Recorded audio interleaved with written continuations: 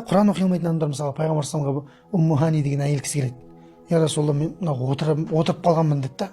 Әйел үлкен апа ғой. Мен мынау не қыла алмаймын деді да. Бір орында отырып жасайтын бір құлшылықты үйретіп маған деді. Сонда пайғамбарымыз саллаллаху айтты: Саббихиллахи миата марра. Алла субханалла деп 100 рет айтты. Құран оқи алмайтын адамдарға айтып қояйықшы лайфхактарды.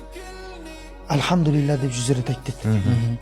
Ла илаха иллалла деп 100 рет айтты деді. Аллаху акбар деп 100 рет айтты деді. Яғни субханалла, Алла кемшілік сипаттардан пәк. Альхамду, бүкіл мадақ Аллаға тән. И Алладан өзге құдай жоқ. Соңғысы Алла барлық нәрседен үстем.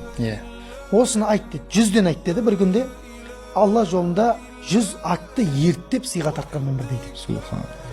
Субханалла. Альхамдулиллахың деді. Алла жолында 100 түйені жүгімен ерттеп сыйға дайындағанмен бір дейді. Ла илаха иллаллаң деді. Бұл ойбай субханаллаң жағы Исмаил ұлдарынан 100 құлды азат еткен деді. Анау жаңағы 100 ат деді, мынау 100 түйе деді. Соңында Аллаху акбарың не деді, ойбай көк пен жердің ортасын толтырады деді. Сондай бір хадистер. Енді аралар ауысқан болуы мүмкін, бірақ осы 4 нәрсе беріледі. Көк пен жердің ортасы деген сөз бағанағы алдындағы үшеуі ойнамай қалады да. 100 түйең не, 100 атың не, 100 құлды азат ету деген не ол? Көк пен жердің ортасындағы деген нәрсе бүкіл дүние Алла жолында берілгендей болмады. Енді осыған тілім келмейді десең, оны сылтау болады. Енді бұны не қыламасың? Құран жарайды, ережесі бар, тәжвиді бар. Рамазанда 100 емес 1000 айтуға болады ғой бұны.